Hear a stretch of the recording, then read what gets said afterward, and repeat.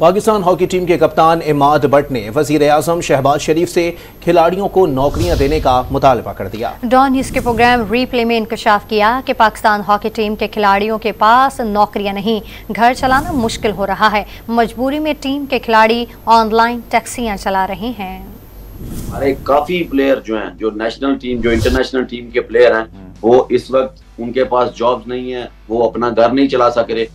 और वो कुछ ऐसे प्लेयर्स भी हैं जो कि नेशनल टीम को रिप्रेजेंट करके जो ऊबर की गाड़ियां चला रहे हैं, जो ड्राइवर बने हुए इस वक्त। तो मेरी रिक्वेस्ट है प्राइम मिनिस्टर साहब से कि सर आपने बड़ा अच्छा ही इनिशिएटिव लिया है, आपने एक कदम आगे बढ़ाया, एक और कदम सर, एक और स्टेप की और जरूरत है।